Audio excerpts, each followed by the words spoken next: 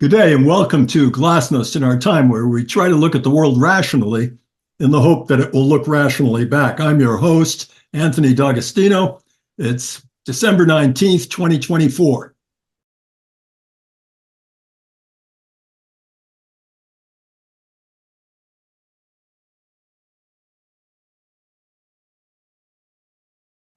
The world is waiting for the world historical individual, Donald Trump.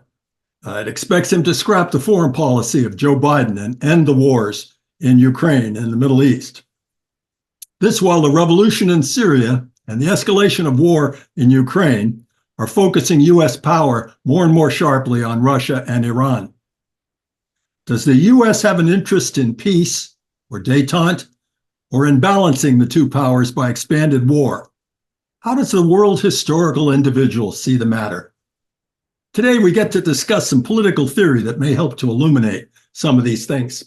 Or if we can't do that, at least to help us philosophize about the spirit of the time. We have with us Richard Bourke, who teaches political theory at Cambridge University. He's published a book on the German philosopher of history, G.W.F. Hegel. It's called Hegel's World Revolutions, published by Princeton Press. And I have a copy showing right here to indicate the cover art. The cover art shows Napoleon, the world spirit, on horseback in Egypt, facing the Sphinx. The revolution, the French Revolution, confronts the world. So welcome to Glasnost, Richard Bourke. Well, I'm very pleased to be talking to you. Your book starts out with the complaint that nowadays our discourse is in a bad way. Modernity is censured, you say, liberalism is denounced, rights are disparaged, and you attribute at least part of this to the critique of historicism and the critique of Hegel. So tell us more about that. How is that? Or maybe I could put it differently. Who's to blame for that? My view is that a sort of spirit of anti-Hegelian, empty critique emerged in the 20th century, a consequence of which was junking many values that surely one should be slower to junk. And I associate this intellectual move with post-war, that's to say First World War figures like Martin Heidegger and Carl Schmitt, both of whom ended up flirting with and then supporting extreme right-wing ideologies, but both of them began with a deep skepticism about the viability of the modern liberal constitutional state. And their project was basically to expose it as hypocritical and vacuous, and as a result to abandon it. I think many of us looking at the world today would want to pause in the face of a suggestion that we should simply abandon all that, especially when we want to pose the question, in the name of what? Now, this sort of hyper-critical posture was revived by certain intellectual spirits in the 1960s, and one might name in particular, for instance, Michel Foucault. Now, whilst Foucault is sort of associated with the intellectual left and Martin Heidegger with the intellectual right, it seems to me that they coincide in advancing a program of exposing liberal, democratic, rights-based values.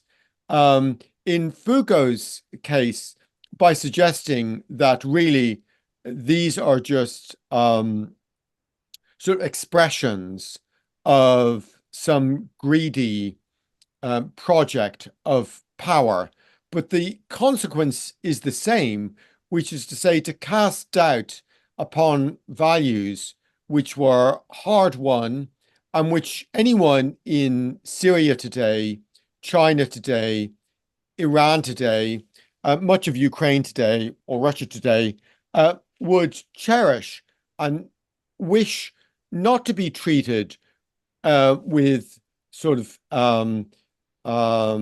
juvenile, I think I'd go so far as to say, sort of juvenile contempt, So from Hegel's point of view, these values, let's just say property, including property in oneself, rights, freedom of conscience, toleration of different worldviews, security and unity of state systems. These were bought at great cost over human history, leaving behind it a great slaughter bench of struggle, but ending up with something which we can only describe comparatively, that's to say, by comparison with the ancient Egyptian Empire or the ancient Persian Empire or the Mughals or the despotism of the ancient Chinese, what we can only describe in that context by comparison or in comparison with that context as being achievements. To dismiss them as sort of vacuous representatives of an empty modernity seems to me to be very much barking up the wrong tree, and to invite us to readdress precisely the figure who they wish to abandon, and that's to say Hegel himself. So I sort of begin with Hegel against the 1920s far right, which is not dissimilar to Hegel against the sort of sort of pseudo-radicalism of the post-60s era.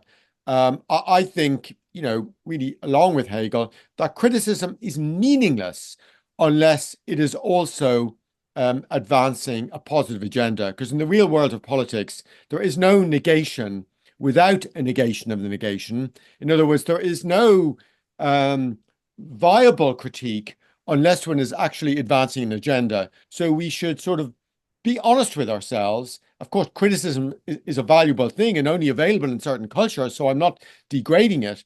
But empty, what Marx called, critical criticism, vacuous, empty, endless critique for the sake of critique with no sort of positive intellectual and political agenda, is something which has prospered, especially more recently, again, in the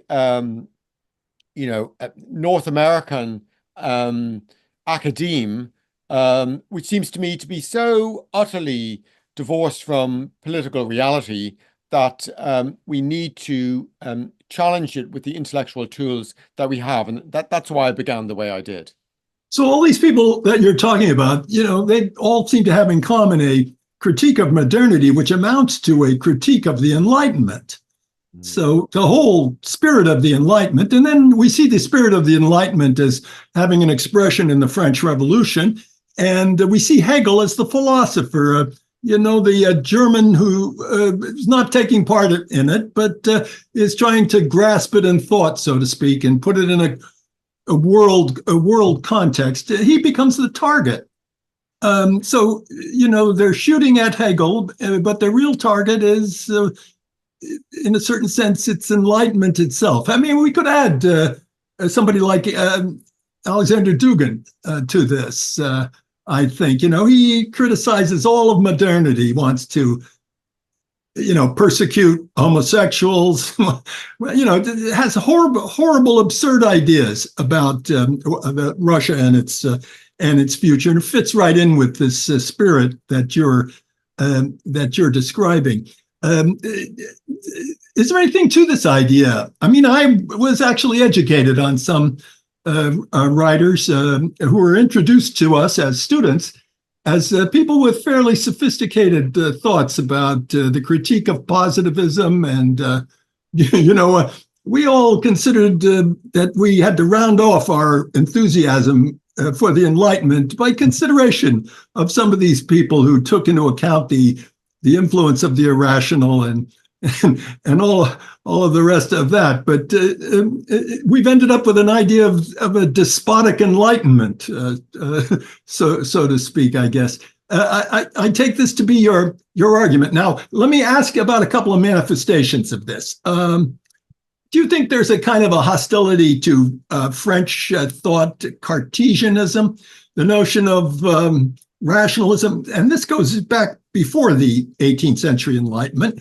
But this whole spirit of rationalism, and you could trace it back, in fact, even into the Catholic Church, even back to Thomas Aquinas. And is there some kind of an antagonism in the thought of some of these Europeans?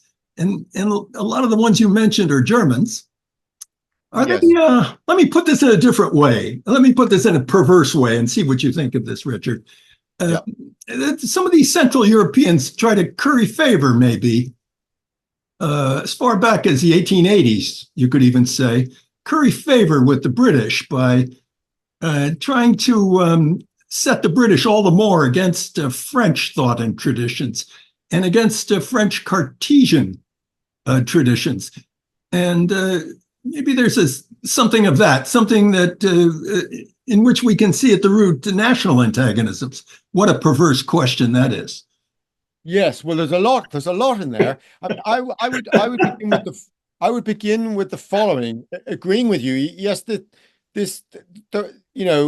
is a sort of anti-Enlightenment intellectual movement, and it's neither right nor left in the sense that it's both far right and hypercritical left. So it's no sort of necessary political complexion, but nonetheless, it is a very widespread perspective. And I'd identify it with figures that I've already mentioned, like Heidegger, but also with Adorno and also with Foucault. So that covers quite a spectrum. And there are good reasons for their skepticism about sort of Western self-celebration as some kind of unproblematic culmination, when they perfectly well knew that, of course, many aspects of the West had culminated in the Second World War and the Holocaust. So there are reasons to doubt a Western progressive self-congratulatory narrative. Sure. But the point is, one has to be very careful about throwing the baby out with the bathwater. And in engaging exclusively skeptically with this tradition, I would want to say the cost is extremely high. Because look, there are many debates about what the Enlightenment is, how many Enlightenments there were, what its content is. But, without getting into that vast and potentially unprofitable academic discussion, I think the following is clear. That in, let's just say, European culture, but not only European, because it's spread around the world, in European culture of the 17th, 18th centuries, there emerged a spirit of inquiry and a commitment to rational standards, which would be universally applicable, and in relation to which state and church authorities had to bow down. In other words, what I'm saying is, you could argue that there's a certain thing like an enlightenment, which involved saying that there are rational standards against which authority cannot plead its cause. That's to say, institutions of power in the form of governments and churches ought to be accountable to rational norms and standards. Now, that is an epochal breakthrough, because the alternative is that truth is a matter of either charisma or power. Now, as soon as we're in the position of conceding that truth is a matter of charisma or power, we might as well give up. So it seems to me that the Enlightenment is some kind of achievement, albeit we can debate its precise content and its variety and the complexity of its relationship to religion and so on. Now, it seems to me Hegel is absolutely wanting to argue that this is a great intellectual achievement of the human species. It's something that should be salvaged and buoyed up and celebrated. It doesn't mean that's the end of all our woe and we've solved all our problems, but it does give us a benchmark against which to judge a more problematic world, a world, the world of the ancient Egyptians, say, in which an emperor was a god, and therefore the important implication is unaccountable. So the modern world at least has just stated the notion of the accountability of power, and that is a world historical achievement. And you could say that is the core message of Hegelianism, against which then many enforcers in the 20th century were arraigned, including figures like, as I say, Heidegger and Schmidt and Foucault. They all had different motives. And I'm not saying there is no point to the argument that Western culture generated some great abominations. That's indeed the fact. But against what yardstick does one judge those abominations, except for, some species of Enlightenment tradition? So it's all very well to say that 19th century liberalism and or the Enlightenment, culminated chronologically in great horrors of the 20th century. But to say that this is their intellectual culmination seems to me enormously spurious, because the only leverage we have against such terminal disasters is precisely the critical spirit of rational inquiry. And I'm not saying that doesn't have its problems and doesn't need philosophical justification, but without it, we're finished. So I think this sort of either spirit of hypercritical abandonment of modernity in the West, or the sort of posture of anti-modernism, from either the hysterical left or the hysterical right, is just problematic, and we should grow up and disassociate ourselves from this, juvenile university-based political project, and realize that we are dealing in, serious issues in world politics in relation to these values also. So explain to the Syrians under Assad that the idea of accountable power is a bogus and vacuous expression of mere power. And, you can see how, well, as I say, sort of, naive and idle these sort of projects and commitments are. So hence my sort of strong line. It's not a strong dogmatic line, but it's a sort of criticism of vacuous criticism. So Hegel, for Hegel, history then is a slaughter bench. The happiness of the peoples count for nothing in history, seemingly. But when you look at it more closely, you see reason glinting through, and in the passions of history combining into one passion, which is freedom. Yes, I mean, here's the important context for Hegel's argument. Christianity, as we have known it, is over for him in two explicit forms. First of all, there is no disembodied, out of this world divinity called, the Christian Godhead.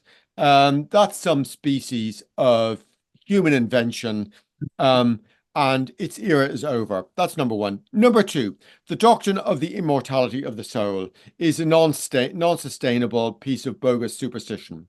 If you abandon these two pillars of belief, then you're left with history as the only arena in which life can be justified or not. So there's no hereafter. So the only possibility of justification of, in other words, saying there is a point to existence, the only arena in which this could be true is human history.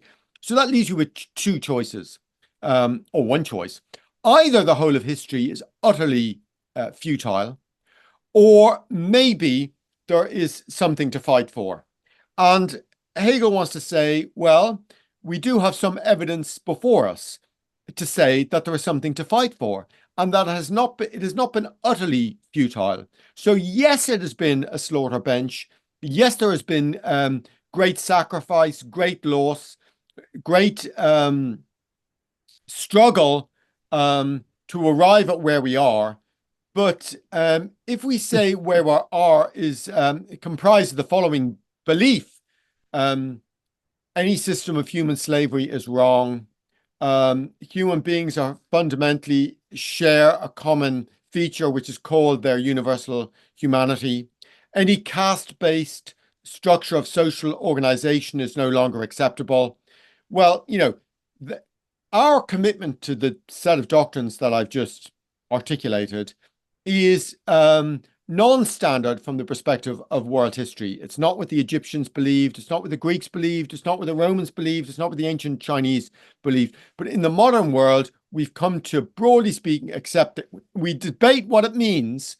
It's not the end of history in the sense of an end of discussion of what the consequences of these values are. But basically, we've liberated ourselves from the assumption that there's, a hierarchy of peoples or tribes or castes or freeman and slave. Now that is an insight, or that is a discovery of a human belief system, but it's a human belief system, ours, which is justified. And if it's justified, therefore history to date has, for all its brutality, has not actually been futile. So Hegel is putting up a challenge, and he's saying, that's my justification. If you're saying it's actually futile, show me how. So in the Hegel world, basically what we have is his historical narrative, or potentially other competing historical narratives, and we have to argue over our historical narratives. There's either the Nietzsche Heidegger narrative that the modern world is a history of systemic decline, from worse to worse to worse, or there is this Hegelian story, which is, it's been very bleak and brutal, but actually, just incidentally, there is this vindication. So that's where Hegel leaves us, and I think it's an interesting place. It is actually all we have. I mean, we have to begin with that discussion. Well, the way you've put it, with Hegel as the vehicle for this kind of analysis, doesn't that say that there's Nietzsche represents this very important turn, and there's this whole tradition from Nietzsche, which comes through Heidegger and ends up with Alexander Dugin and various people like that. It all comes from Nietzsche, and so Nietzsche appears to be in how shall you put it? We're being very critical of Nietzsche. When I was first introduced to this topic as a student, we were taught that we shouldn't be so unfair to Nietzsche. Crane Brinton had done this terrific biography, a very, very straightforward biography of Nietzsche, and he blamed a lot on Nietzsche. In fact, he pretty much blamed fascism and Hitler on Nietzsche. And then they told us, no, let's not go too far with that. Walter Kaufmann did this lovely biography of Nietzsche. And they said, well, hold on with all this. In the end, he was a musician, and he was talking about other things. It wasn't a question of the artist tyrant marching over the bungled and the botched. As appears in The Will to Power. So they said, lay off on all this anti-Nietzsche stuff. And that was sort of in the spirit of kind of in the spirit of the world politics of the 50s, 60s. We were more friendly to Germany. We didn't want to make it out that the Germans had this awful tradition to which they clung. And all of that. But you're kind of going back to Crane Brinton a little bit, aren't you? Well, a little bit, I mean. Yes. I mean, I should say, in what I'm saying to you now, I'm sounding rather polar, that there's these guys and my guy. And in truth, as an academic and a scholar, I wouldn't want to be so Manichaean about these alternatives. Nietzsche's an enormously valuable and complex intellectual figure. His daddy was a pastor. He developed a deep, skepticism about Christianity and its legacy. And I'm not trying to say there are no reasons for that, and that there's no value there. My real doubts are more about neo-Nietzscheanism rather than Nietzsche himself and the sort of A certain reading, you could say, of Nietzsche.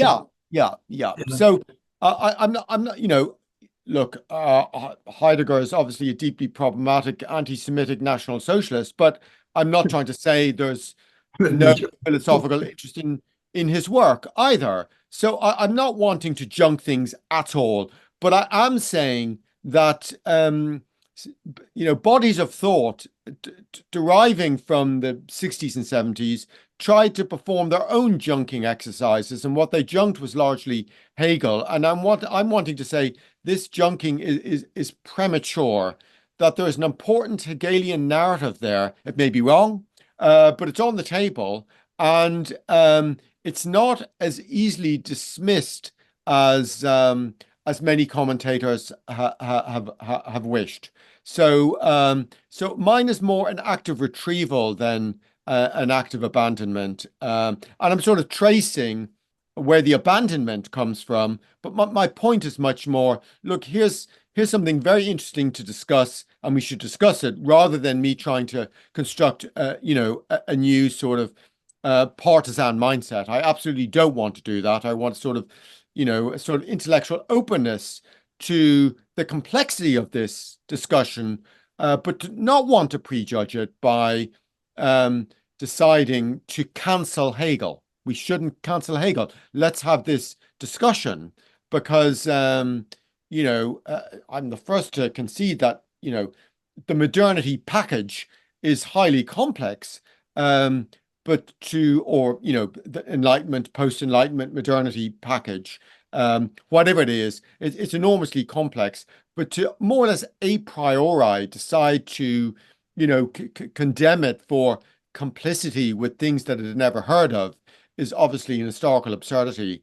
So I'm interested in sort of reviving, as I say, a sort of intellectual openness to the complexity of this discussion, which includes a discussion about, what is the world that we have inherited, what are its values, and what is problematic about it, without just assuming that it's fundamentally degenerate and corrupt before we even get started. Hegel came into our foreign policy community's discourse very sharply in the 1990s when Francis Fukuyama published his essay for the national interest in 1989 called The End of History. You make some reference to it in the book, and he cited Hegel. He said, the conversation about the shape of the world had pretty much been completed with the fall of communism. Fascism had come up, communism had come up, they disappeared. There was no alternative to liberal democracy. They used Hegel. He used Hegel for this argument for the end of history, but Hegel in the reading of Alexander Kojève. So you mentioned Alexander Kojève's reading of Hegel, especially the master-slave section of the Phenomenology of Mind. And you talk about Kojève's lectures in the 30s before a whole lot of very notable intellectuals, Merleau-Ponty and Raymond Aron, and all sorts of people who later on had a lot of influence. And you end up saying that Kojève's views, forgive me for this question being a terrible tangle, but you end up saying that Kojève's views were notorious. Maybe that was just a slip. Did you mean that? Right. Well, I mean, Kojève is an extremely important figure culturally and in many other ways. He's a complicated figure, and it's very hard to judge at this distance what he was actually up to politically. Well, we can interpret Kojève, Sure. And he's a kind of an interesting person. You could even make an argument that he's a kind of a little Hegel, and his Napoleon is de Gaulle. and that he's looking at the world reshaped with France maybe at the center Yes. as a The kind of a movie, balance, or not a balance, a bridge yeah, between the United States and Russia. yes. Yes, that's entirely possible. What I'm not sure about myself is what was Kozhev's center. Some think the USSR was his center. Some people think, you know, American Fordism was his center. So there is some debate. So your point that um, post-war France was the center and that it was a bridge is also possible. Um, so I think I would begin by saying that he's an elusive figure. One of the reasons I said notorious is because um, it's in a way a piece of notorious Hegel scholarship because it bases a whole view of the world on 20 paragraphs of Hegel's many hundreds of paragraphs worth of book. Now, I actually find that, stimulating, inventive, provocative, but I'm just saying, it's certainly partial because it's one angle from which to construct a whole thinker. But, he put on this table the master-slave dialectic as a sort of figure through which one could read social and political struggle generally. And he also foregrounded the Hegelian idea that the modern world represented some kind of culmination by comparison with what went before. And it's that Fukuyama was picking up on. He's picking up Hmm. on the idea that there has been let's call it the constitutionalist culmination. Now, Fukuyama called that, as you said, the liberal democratic culmination. What I'd want to say in the face of both of them is the jury's still out on what we want constitutionalism and or liberal democracy to be. So I wouldn't want to be party political on that myself. Um, Fukuyama, I would say, was. And I think he's been subsequently apologetic for his own complacency around, 1989 through 92. A lot of highly problematic things have happened since. They don't refute his position then, but nonetheless, I think he's come to embrace more complexity. So, I would say in Hegelian spirit that I'm with the idea that the modern rights-based constitutional state is, in world historical comparative terms, some kind of culmination. That doesn't mean, as I say, that it's solved all problems of the universe. We have great problems of rich and poor, inequality, struggle between states, emergent fanaticisms. There is no end of human struggle. But what I think I would say in the spirit of Hegel is we don't lack, we're not completely bereft of any orientation in the face of this.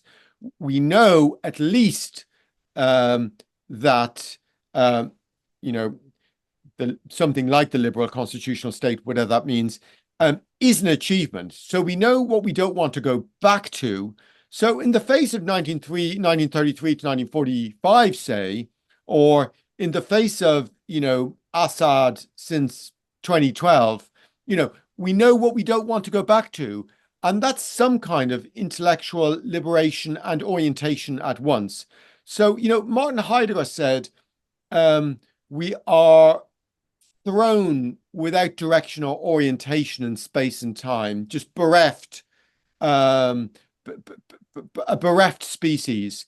And I think Hegel would want to say in response, yeah, we've been thrown into the world, but our labors have made something of it, which enable us to orientate ourselves. And he's given us some tools for that orientation. And I don't think they're vacuous. I think they're worth debating. Fukuyama tried to debate them in his own way. Kojève was debating them in his own way. And I think those debates are more valuable than the idea that the world lies in sin, that all power is hypocrisy, that all human effort is futile. So that's really where I'm coming from. Interesting stuff. Fascinating stuff. Let me ask you something about some correspondences of Hegel to some other modern ideas we have. For example, the idea of realism, such as a political scientist like Kenneth Waltz might argue.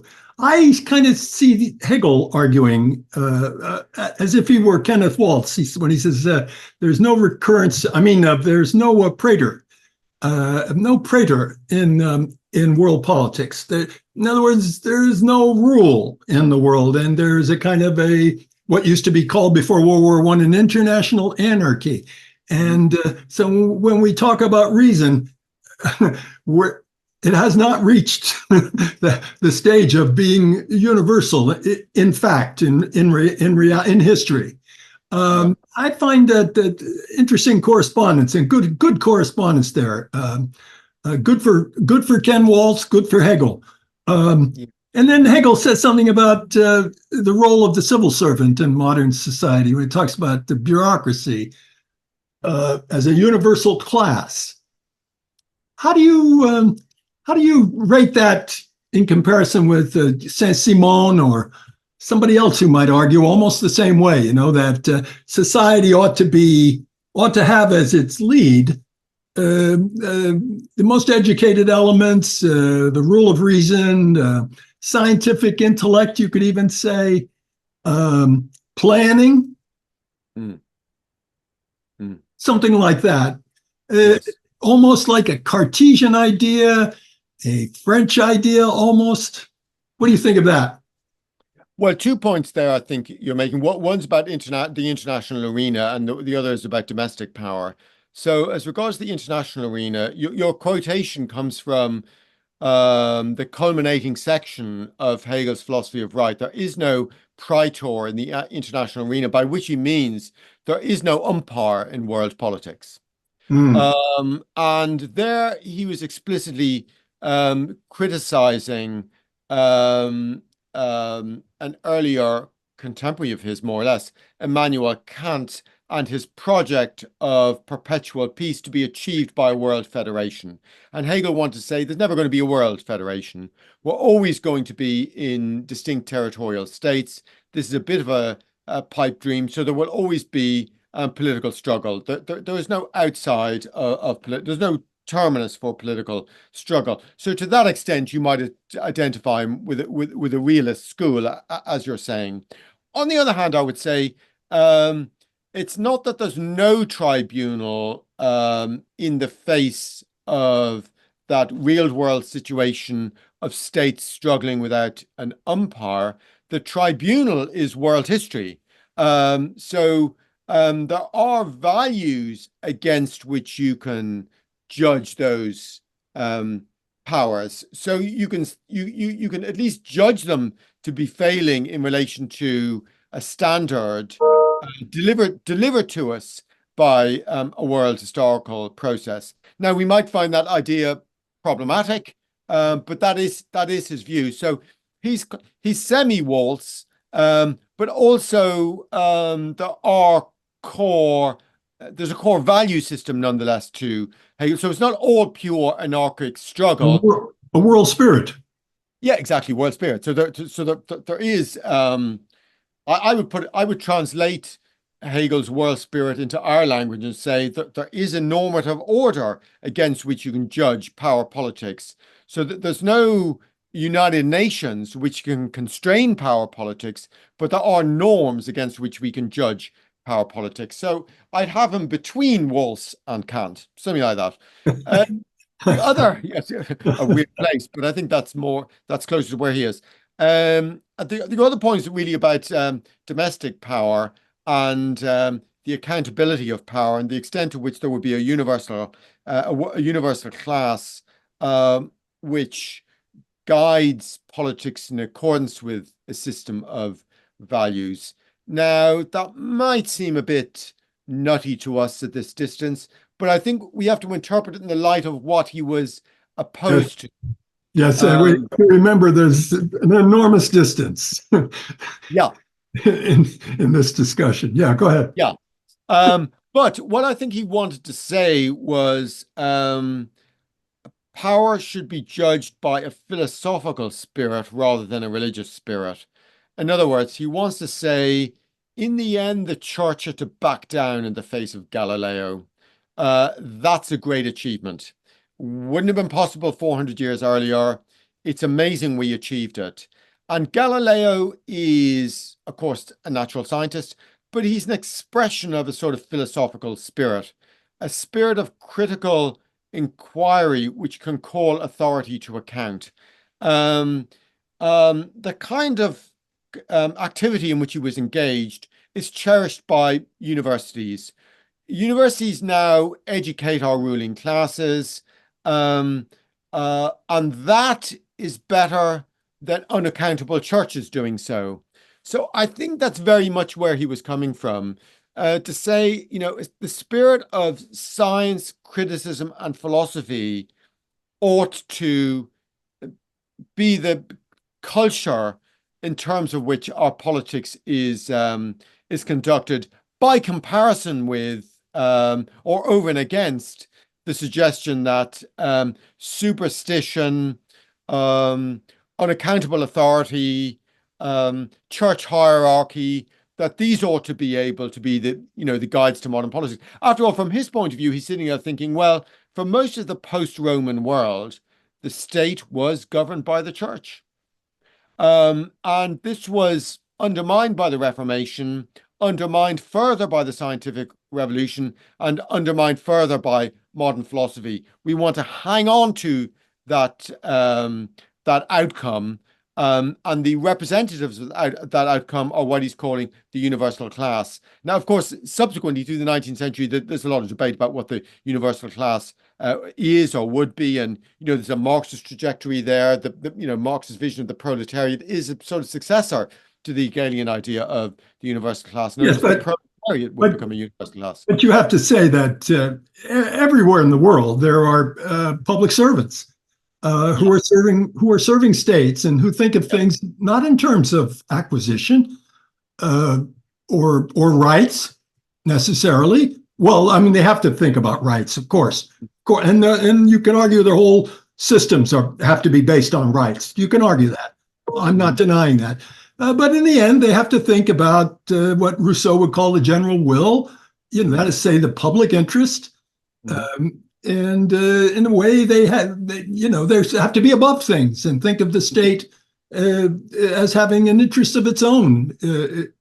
I'm putting that properly. Yes, I know what you're saying, and I agree that's absolutely important. In other words, first of all, it's worth saying that, of course, Hegel's universal class, i.e., an educated bureaucracy who would have passed through universities such as his own, the University of Berlin, where he was appointed in 1818 and, then spent the rest of his career down to 1831 teaching there, and had a revolutionary impact upon students. So, people who, were produced by his educational process would be, manning this bureaucracy, but this bureaucracy would be accountable nonetheless, as far as or ought to be accountable as far as he was concerned, to a representative parliamentary system.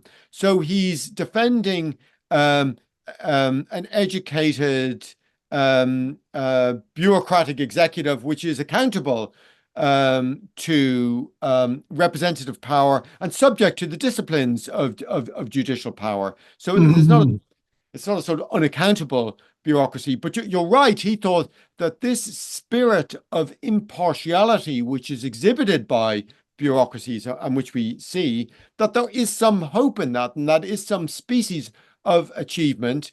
Obviously, Max Weber, in the early 20th century becomes much more skeptical about this and thinks that, this is the sort of the rule of unaccountable officialdom is taking over.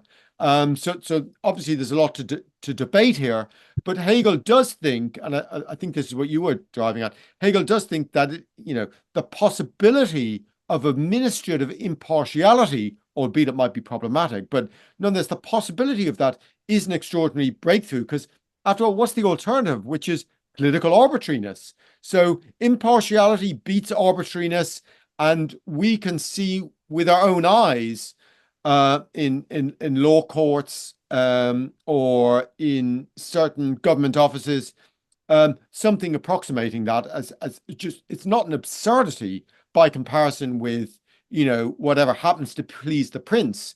So yes, he wants to advertise that as an important feature of the modern state, which we want to secure as being capable of serving us, not trying to unproblematically reclaim some sort of ideal or pristine liberalism.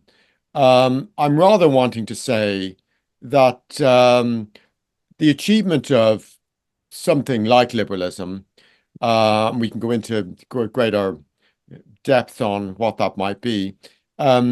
Its achievement is some kind of world historical outcome, which was arrived at great cost and enabled us to have secure states and a menu of rights and also, wider social provision, welfare arrangements, security, property in ourselves, a legal apparatus. These are not nothing. And my point would be that not that they're sort of world historical consummation, but that without them, not a lot can be achieved.